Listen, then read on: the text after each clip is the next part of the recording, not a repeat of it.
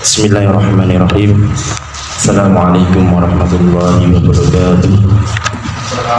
Alhamdulillahirabbil alamin. Allahumma shalli ala sayyidina Muhammad wa ala ali sayyidina Muhammad. Allahumma shalli ala sayyidina Muhammadin al-fatih wal khatim lima sabaqa nasyiril haqqi bil haqqi wal hadi ila siratikal mustaqim wa ala alihi haqqa qadrihi wa miqdaril azim. Rabbi israh li sadri wa yassir li amri wahlul 'uqdatam min lisani yafqahu qawli. La haula wa la quwwata illa billahil 'aliyyil 'azim. Amma ba'd. Alhamdulillahirabbil alamin. Segala puji syukur kehadirat Allah Subhanahu wa taala yang mana pada malam hari ini kita diberi kesehatan sehingga kita bisa menghadiri rutinan 2 bulan sekali tentang tadabbur puisi yang berjudul Sabda Rasa. Sholawat bertangkai salam tak lupa kita haturkan kepada junjungan kita Sayyiduna wa Habibuna Muhammadin sallallahu alaihi wasallam. Biqauli Allahumma sholli ala sayyidina Muhammad. Allahumma sholli ala sayyidina Muhammad. Semoga atas sholawat yang kita aturkan kepada junjungan kita menjadi bukti mahabbah kita, cinta kita kepada baginda Rasulullah sallallahu alaihi wasallam. Alhamdulillah pada kesempatan malam hari ini kita bisa memulai lagi pada 2 bulan sekali tentang tadabbur puisi. Kita lanjut tentang yang berjudul Aulia Smut, ya, Aulia Smut. Saya baca ya, saya baca. Bismillahirrahmanirrahim. Aulia Smut. Diamku bekerja di antara keheningan yang ada, keberadaan untuk menuju yang ada, maka diam hanyalah jalan yang nyata. Diam harus tak tampak CCTV. Diam penjara nafsu birahi. Diam pengekang emosi, obat overdosisnya hati. Lebih baik diam bila kau tak tahu, lebih baik diam bila lakumu tak semanis madu. Maka bila itu terjadi, diammu diam-diam obat penawar rindu surga. Puisi yang berjudul Aulia Smut ini terinspirasi dari setiap kejadian manusia itu tidak lepas yang namanya interaksi sosial, yang tidak lepas karena interaksi tersebut itu mengakibatkan kemadorotan atau bisa melukai setiap sesama kita, lebih-lebih kepada kekasih kita. Ya. Jadi Aulia Smut di sini ada dasarnya. Kenapa? Yang pertama adalah berjudul Aulia Smut karena setiap kejadian yang paling berbahaya itu ketika kita tidak bisa mengendalikan perkataan kita. Perkataan kita sekarang itu bukan hanya perkataan tentang lisan, namun juga sekarang perkataan tentang jari. Perkataan tentang jari, ya, jari apa nih jari? HP, sosmed, netizen sekarang itu sudah termasuk dalam ranah Aulia Smut, ya, dalam Aulia Smut. Ada sebuah hadis yang menjadi dasar puisi Aulia Smut ini. Hadis yang pertama yaitu yang sering kita buat ngaji, yaitu hadis arba'in, hadis ke-15, ya. Wa man kana yu'minu billahi wal yaumil akhir falyaqul khairan aw liyasmut. barang siapa yang beriman kepada Allah dan hari akhir, maka berkatalah yang baik. Kalau tidak bisa berkata yang baik, bagaimana? Auliyasmut, lebih baik diam. Nah, auliyasmut ini adalah diam. Karena apa? Karena perkataan ini terkadang kita tidak sengaja itu menyebabkan perpecahan. Oleh karena itu diam, ya. Diam itu bukan berarti tidak berkata, bukan berarti kita tidak mengekspresikan pemikiran kita, bukan berarti diam itu kita tidak berpendapat terhadap percecokan, terhadap apa yang kita batinkan, tidak. Tetapi diamku adalah diam yang bekerja, ya. Diamku adalah diam yang bekerja. Maksudnya bagaimana? Maksudnya falyakun khairan aw liyasmut. Kalau kita tidak bisa berkata dengan baik, kalau kita tidak mampu perkataan kita menjadi obat, itu lebih baik kita itu diam. Diam di sini itu ada isinya, yaitu apa? Perkataan yang baik. Di dalam sebuah tafsir atau ulama, diamnya seseorang itu harus ingat kepada Allah, yaitu berzikir.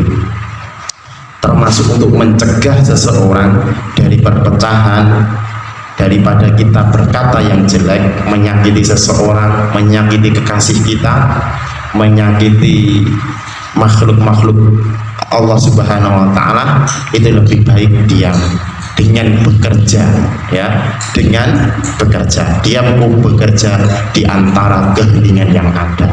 Jadi diam ini bekerja, namun bekerjanya ini itu harus hening, ya, harus hening. Hening maksudnya apa? Hening di sini, maksud keheningan di sini itu adalah ketika kita diam, kita mengheningkan cipta. Mengheningkan cipta. Cipta ini terhadap siapa? Terhadap Sang Maha Cinta itu sendiri. Siapa Sang Maha Cinta? Yaitu Allah Subhanahu wa Ta'ala. Ibarat ketika kita ibarat air, ya. Air kalau hening, diam, ya. Diam. Terkadang air itu ada yang diam tapi masih keruh. Karena setelah diam sebentar ada aliran yang jelas. Tetapi kalau air itu diamnya cukup lama, ke dalamnya cukup bagus, nah, air yang diam ini akan menjadi keheningan, dan hening inilah yang akan menjadi sebuah kebeningan. Hening akan menjadi sebuah kebeningan, dan bening inilah yang bisa dibuat untuk mengacar siapa diri kita. Misal ketika kita melihat air yang hening dan bening, kita melihat bayangan kita sangat jelas di dalam air tersebut. Sehingga apa? Sehingga keberadaan untuk menuju yang ada, keberadaan untuk menuju yang wujud. Siapa yang wujud ini? Allah. Allah wujud, kita bakal. Yang wujud itu hanyalah Allah. Lah, untuk menuju Allah Subhanahu wa Ta'ala, untuk menuju Allah Subhanahu wa Ta'ala yang wujud, kalau kita ini adalah wujud yang diadakan, wujud yang diadakan. Tetapi kalau Allah itu wujud yang mutlak, ya, wujud yang mutlak, maka diam hanyalah jalan yang nyata. Diam ini adalah jalan yang nyata. Tidak ada jalan yang terbaik kecuali jalan diam. Sebab apa? Ada hadisnya. Hadisnya ini hadisnya. Amassaka lisanuka fa innahu sidqatu tasadduqin biha ala nafsu. Amassaka, tahanlah lisanmu, karena lisan itu bagian sodakoh atau zakat yang akan engkau sodakohkan atas dirimu. Summa qala nuli dawuh Rasulullah sallallahu alaihi wasallam, wala ya'rufu abdu haqiqatil imani hatta yakhzunu min lisani. Wala ya'rufu abdul haqiqati, tidak bakal pernah mengetahui hakikatipun iman. Kita tidak akan pernah mengetahui hakikatnya iman, ya. Hatta yahzuna min lisanihi, sehingga mampu merahasiakan atau mampu membisukan atau mampu diam min lisanihi, saking lisane awak dhewe man. Nah, kalau kita ingin mengetahui hakikatnya iman, ini yang kita tafsir, maka diam hanyalah jalan yang nyata. Hadisnya ini, hadisnya jalan yang nyata itu adalah ketika kita itu diam, lisan kita itu diam, jari kita itu diam, yang kita ingat itu adalah yang maha wujud. Siapa yang maha wujud itu adalah Allah. Maka disitulah kita akan merasakan yang namanya hakikati iman. Hakikati iman. Di sini adalah yang disebut dengan jalan yang nyata. Diam juga tidak harus tampak CCTV, ya. Diam juga tidak harus tampak CCTV. Ada CCTV, maksud CCTV itu bukan berarti barang, ya, barang.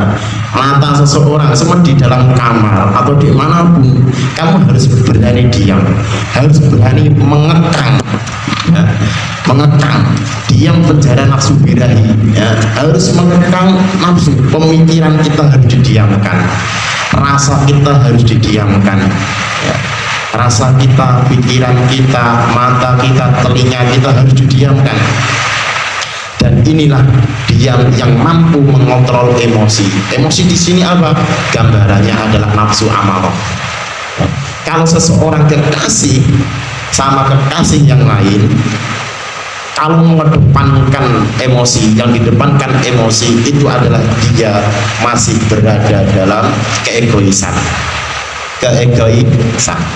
Bila kamu ingin menguji kekasihmu, maka ujilah seberapa kuat dia sabar. Karena apa? Jalaluddin Ar-Rumi pernah berkata bahwasanya seseorang itu bila masih memiliki rasa egois, maka dia tidak akan pernah masuk ke dalam gerbang cinta. Egois itu mengedepankan emosinya saja, emosi yang dikedepankan. Nah, ini dia tidak mampu diam. Orang seperti ini dia tidak mampu mengekang yang namanya nafsu birahi, yaitu nafsu amarah, isinya marah-marah doang, tidak mau diajak musyawarah, tidak mau diajak rembukan, tidak mau diajak tukar pemikiran. Nah, kalau kamu ingin menguji setiap kekasihmu, maka ujilah seberapa kuat dia sabar. Kalau dia sabar, berarti itulah yang terbaik untukmu. Itulah yang terbaik untukmu. Karena apa? Karena Jalaluddin Ar-Rumi pernah berkata, setiap seseorang kekasih yang masih memiliki rasa egois, dia tidak akan pernah masuk ke dalam gerbang atau pintu cinta. Berarti apa cintanya? Dia suka. Ini adalah cinta yang cintanya cuma nafsu birahi. Jadi seperti itu, memahami seperti itu. Lanjut kita bait yang lebih dalam lagi. Lebih baik diam bila kau tak tahu, lebih baik diam bila lakumu tak semanis madu. Maka bila itu terjadi, diam obat penawar rindu sudamu. Ketika kita, pemikiran kita mungkin ada pendapat, ya, mungkin ada pendapat yang pendapatnya tidak sesuai, ya kita mau mengutarakan, maka utarakanlah dengan sopan. Jangan ada nada tinggi, jangan ada amarah di situ. Maka diam itu adalah yang disebut lebih baik diam. Kita boleh mengungkapkan bertukar pikiran, tapi dengan cara yang baik. dengan cara yang baik. Tidak boleh mengedepankan nafsu birahi, apa yang bisa disebut dengan emosi. Tidak boleh. Setiap kekasih itu tidak ada yang namanya mengedepankan emosi. Dia lebih mengedepankan cinta dan kasih. Dia lebih mengedepankan kasih sayang daripada mengedepankan amarahnya, ya, daripada mengedepankan amarahnya. Nah, jadi kalau seseorang mampu menjalani step by step, yaitu diam dengan mengingat Allah, diam dengan berzikir kepada Allah, bersolawat kepada Allah, berpikir yang positif, pemikiran yang baik. Kalau tidak baik, berkata yang baik, maka lebih baik diam. Step by step ini dilakukan sampai keheningan dan kebeningan ini, maka diam hanyalah jalan yang nyata. Bukan hanya itu, diammu akan menjadi obat, ya. Diammu itu akan menjadi obat. Yang diibaratkan di sini adalah bila lakumu tak semanis madu. Karena madu ini, ya, ibarat, kenapa saya ambil kata madu? Madu itu, ya, madu itu bukan hanya mencegah penyakit, bukan hanya menyembuhkan penyakit, tetapi madu juga itu mampu mencegah penyakit. Nah, kalau seseorang mampu memiliki alarm seperti ini, memiliki rem, bagaimana saat kita itu berani ngegas, bagaimana saat kita itu ngerem, harus mengerti, ya, harus mengerti. Kalau seseorang sudah mengerti alarm-alarm seperti ini, maka perilaku kita akan semanis madu. Bukan hanya kita mencegah kemadharatan, tetapi kita mampu mencegah penyakit-penyakit yang ada di dalam diri kita maupun yang ada di dalam kekasih kita. Maka kalau itu sudah terjadi, diam obat penawar rindu surgamu. Jadi kamu itu bukan mengharapkan surga, tapi surgalah yang mengharapkan dirimu. Apakah ada dalilnya? Apakah ada tendensinya? Ada tendensinya di sini ada. Al jannatu mustaqatun ila arba'ati nafarin. Surga itu merindukan ila arba'atin, marang 4 nafarin, ila arba'ati nafarin, marang 4 kelakuan, ya. Jadi surga itu merindukan orang-orang yang 4 tersebut. Yang pertama, talul Quran, yaitu istiqomah membaca Al-Quran. Pertama itu, seperti halnya seseorang kekasih, kalau dia mencintai kekasihnya, maka dia itu selalu menyebut-nyebut namanya, selalu menyebut-nyebut namanya, selalu mengingat-ingat orangnya, selalu mengingat-ingat kerinduan apa yang kita lakukan. Begitupun juga ini, kalau kita cinta kepada Sang Maha Cinta, dia akan selalu beristiqomah menyebut firman-firman-Nya. Dan orang seperti inilah yang dirindukan oleh surga. Yang kedua apa? Wahafidil lisan, yaitu menjaga lisan. Pas diam ini, seseorang yang mampu menjaga lisannya, seseorang yang mampu mengendalikan amarahnya, nafsu birahinya, maka dia akan dirindukan oleh surga. Yang ketiga, wa mut'imil syi'an, yaitu memberi makan orang lapar, ya, memberi makan orang lapar. Seperti hari ini gambaran seorang kekasih, ya, gambaran seseorang kekasih. Seorang kekasih semua melihat kekasihnya yang sedang kelaparan, dia tidak akan pernah tega. Oke, dia tidak akan pernah tega melihat kekasihnya itu terpenjara. Dia tidak akan pernah tega ketika seorang kekasih itu kesusahan. Dia akan merasakan kesusahan ketika kekasihnya juga susah. Dia tidak akan pernah tega kekasihnya meneteskan air mata. Kalau kekasihnya meneteskan air mata, maka dirinya juga akan meneteskan air mata. kelaparan. Jadi harus membutuhkan. Kita mencintai seseorang berarti harus mengedepankan diri kita, jangan gengsi, ojo egois, harus berlomba-lomba mendahului, mendahului berbuat baik, jangan menunggu kekasihmu untuk menjemputmu. Nah, harus yang ketiga itu wahud ainil ji'an, ada orang yang kelaparan maka harus dikasih makan, harus cepat-cepat berlomba-lomba berbuat kebaikan. Yang ketiga wasoimi fi syahri Ramadan, yaitu yang terakhir, yang keempat adalah orang yang mau berpuasa di bulan Ramadan. Nah, ini adalah orang yang dirindukan surga.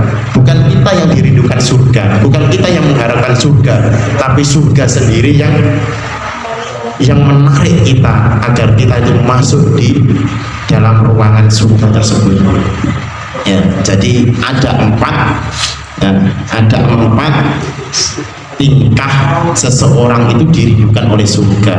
Yang pertama adalah istiqomah membaca Al-Quran, yang kedua adalah menjaga lisannya, yang ketiga adalah wa'ud aimil ji'an, yaitu memberi makan orang yang lapar, yang terakhir, yang keempat adalah orang yang mau berpuasa di bulan Ramadan. Itulah yang disebut dengan auliyasmud.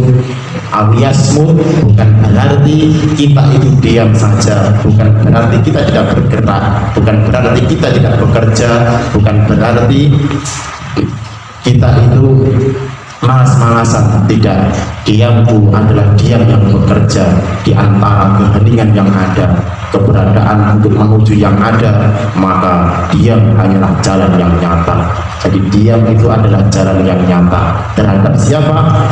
Terhadap yang wujud, terhadap yang wujud.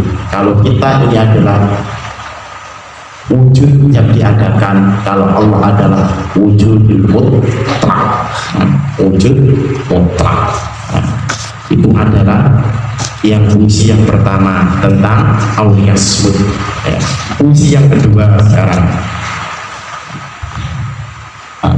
fungsi yang kedua yaitu tali cinta. Saya akan membacakan sedikit. Tali cinta, mencari dalam-dalam, menguji kedalaman.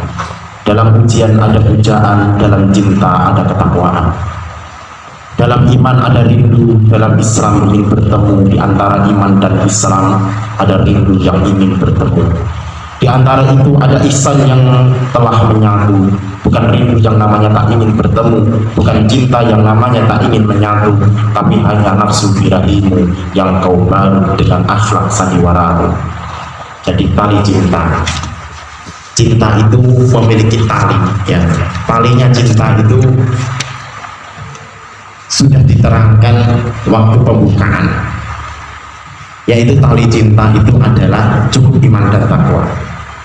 Memang cinta itu tidak bisa didefinisikan, memang cinta itu banyak definisinya, tetapi untuk memahami cinta itu, agar cinta itu mampu kita pahami, maka cinta itu harus diungkapkan dengan kata-kata, meski kata-kata tersebut tidak mewakili hakikat cinta itu sendiri.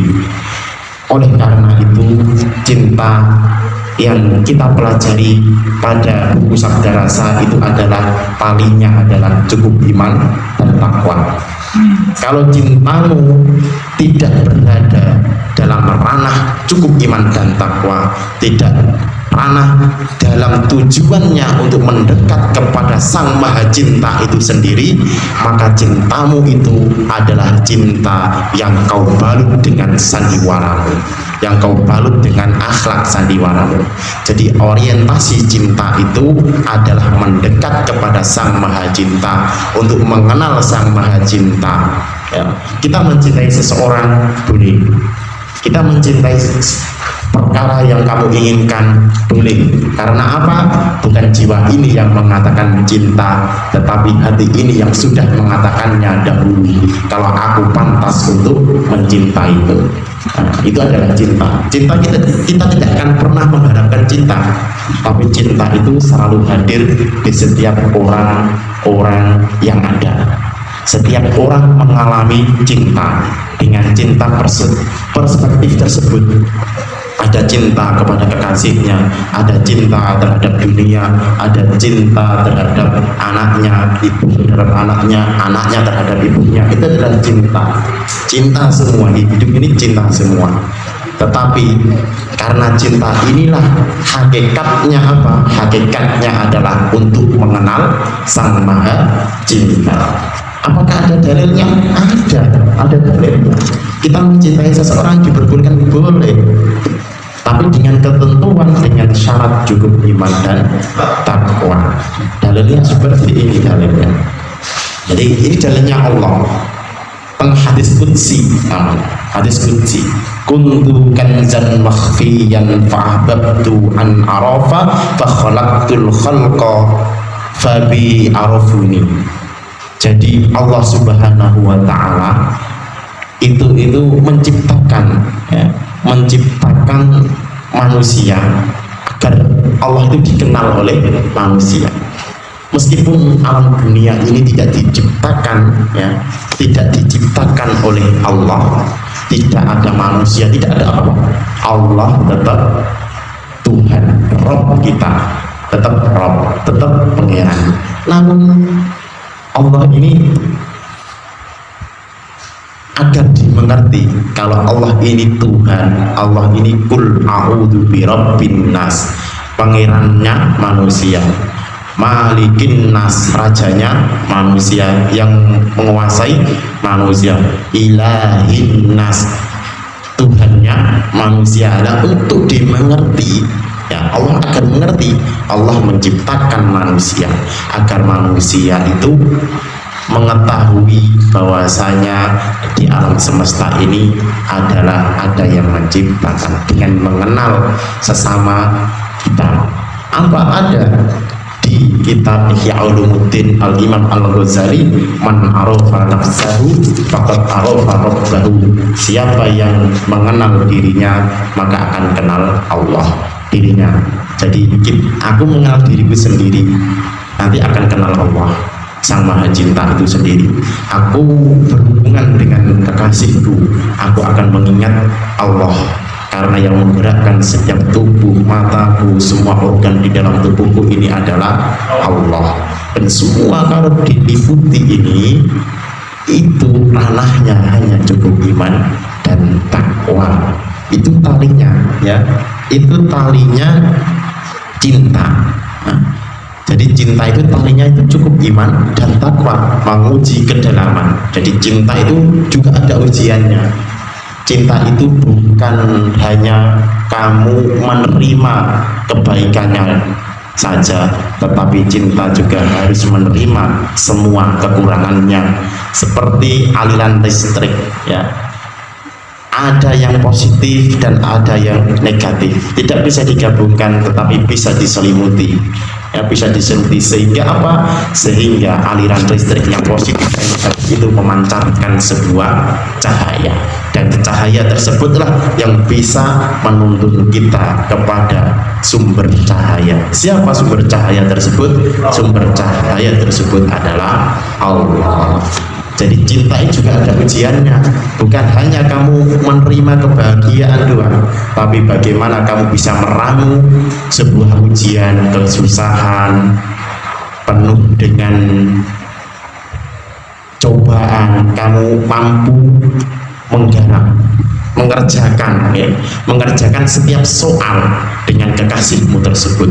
Kalau kamu mampu mengerjakan soal yang diberikan Sang Maha Cinta itu sendiri, maka kamu akan mendapatkan kebahagiaan kepada kekasihmu. Jadi cinta itu bukan hanya kamu menerima kebahagiaannya saja, tapi kamu harus mampu menerima kekurangannya, yaitu dengan cara apa? Dengan cara bekerja sama dengan baik. Dengan tujuan apa? Dengan tujuan tetap satu, takwa. Yang kedua adalah dalam iman itu ada rindu. Jadi iman itu bukan sekedar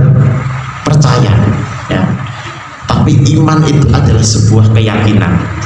Iman, kalau percaya, gambarannya kalau percaya seperti ini. Saya dikabari oleh seseorang bahwasanya madu ini rasanya manis, gula ini rasanya manis. Iya, percaya. Padahal kita itu belum pernah merasakannya. Itu percaya. Kalau kita sudah mengambil gula tersebut, kita icipi gula tersebut, maka kita benar-benar yakin, kita merasakan, oh iya, gula ini benar-benar manis. Itulah yang disebut dengan iman. Dan iman, kalau iman seseorang sudah begini, dia akan mengeluarkan kerinduan untuk berjumpa dengan kekasih. Bukan hanya iman saja ya, bukan hanya iman saja yang harus dirasakan, bukan iman saja yang menimbulkan sebuah kerinduan, tetapi dalam Islam ingin bertemu. Jadi iman itu memunculkan sebuah kerinduan karena kita mampu merasakan lezatnya cinta tersebut, lezatnya sebuah kepercayaan, lezatnya sebuah janji setia. Dan Islam itu adalah perilaku, gerak, zahir, sholat dan sebagainya. Nah, ini adalah pertemuan Isra Mi'rajnya kita kepada Sang Maha Cinta itu tersebut. Di antara iman dan Islam ada rindu yang ingin bertemu. Nah, jadi kalau sudah mencapai iman dan Islam, ini rindu ini selalu meluap-luap. Rindu ini selalu tidak bisa digambarkan dan tidak bisa diterjemahkan oleh kata-kata, tetapi kerinduan inilah yang ingin menarik kita kepada sumber kerinduan tersebut. Siapa sumber kerinduan tersebut? Itu adalah Sang Maha Rindu itu sendiri yang memunculkan, yang memantik rindu itu muncul, yaitu pertemuan antara dirimu dengan Allah. Ya, ada rindu yang ingin bertemu. Di antara itu ada ihsan yang telah menyatu. Nah, jadi iman sudah kau dapatkan, Islam sudah kau jalankan, maka ihsan. Nah, ihsan apa ihsan? Ihsan itu kamu itu beribadah itu seakan-akan melihat Allah. Itu ihsan. Seakan-akan melihat Allah. Kalau tidak bisa seperti itu, berarti dimanapun kamu berada, kamu ingat Allah. Itu namanya ihsan. Itu adalah kekasih yang indah. Itu adalah kekasih yang indah. Jadi setiap perilaku kita harus kamu masukkan yang namanya ihsan. Kamu menghadirkan kekasihmu kamu di setiap keadaan. Kamu mengingat Allah di setiap keadaan. Kalau tidak bisa seperti itu, kamu dilihat oleh Allah. Kalau seperti itu, maka kamu tidak akan pernah berani macam-macam. Kamu tidak akan pernah menduakannya. Kamu tidak akan pernah menyakitinya, meskipun jaraknya beribu-ribu mil, meskipun batas dan waktu, zaman dan waktu tersebut terhalang. Maka ketika seseorang sudah memiliki ihsan, maka dia tidak akan berani mendoakannya dimanapun dia berada. Karena apa? Karena ihsan sendiri pengertiannya di dalam hadis arba'in, yaitu adalah kalau ihsan itu ketika kita beribadah itu seakan-akan dilihat oleh Allah, dan ketika kita kalau tidak bisa seperti itu, maka kita mampu melihat Allah. Itu adalah ihsan. Kalau seperti ini kita tidak akan pernah macam-macam, karena sebelum kita dilahirkan itu kita itu sudah berjanji, sudah janji setia. Bukti janji setia adalah di zaman azali roh-roh dikumpulkan. Alastu birabbikum, roh kita ini dijanji, apakah saya ini Tuhanmu? Para roh semua ini menjawab, qala bala syahidna, nggih Gusti, panjenengan niku kula nyekseni panjenengan niku adalah Tuhanku. Setelah itu kita dimasukkan ke alam janin dan keluar, dan ini adalah proses kembali. proses untuk perjanjian, untuk mengalami mempertahankan janji setia kita kepada Allah. Buktinya apa? Setelah mati kita juga ditanya seperti itu, man rabbuka, man nabiyuka. Zaman azali sudah ditanya, nanti setelah mati juga ditanya. Berarti di antara zaman azali di pertengahan adalah alam dunia, di titik terakhir adalah alam kematian. Di alam dunia ini kamu harus kembali untuk mengingat perjanjianmu kepada Allah, janji setia itu jangan sampai kau menduakannya. Jadi itulah yang disebut dengan tali cinta, yaitu iman dan takwa yang dimasuki ibadah dengan ihsan.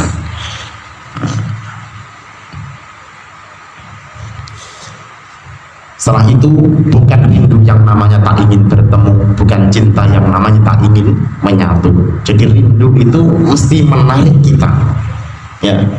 Rindu itu pasti menarik kita terhadap yang kita rindu, dan bukan cinta yang namanya tidak ingin menyatu.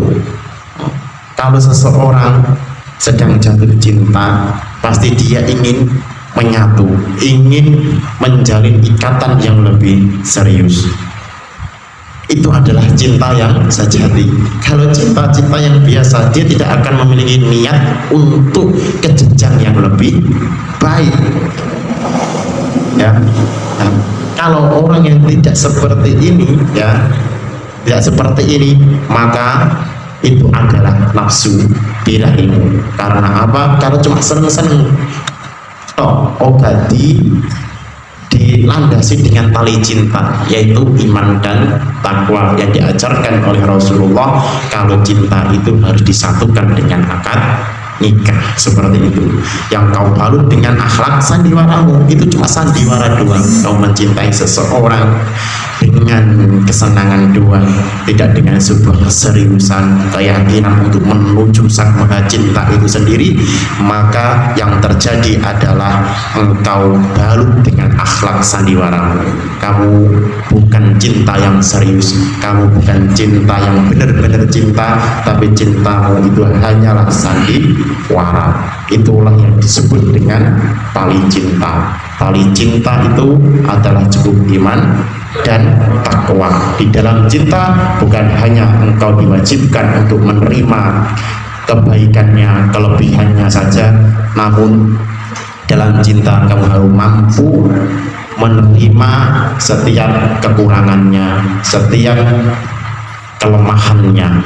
Dengan seperti itu engkau ibarat aliran listrik yang positif dan negatif, kalau digabungkan akan menjadi sebuah cahaya yang indah, dan cahaya inilah yang akan menerangi setiap perjalananmu untuk menuju sang maha cinta itu tersebut.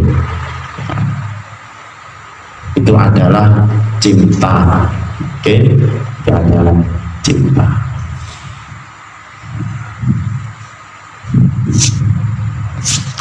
Mungkin untuk pada malam hari ini cukup sekian.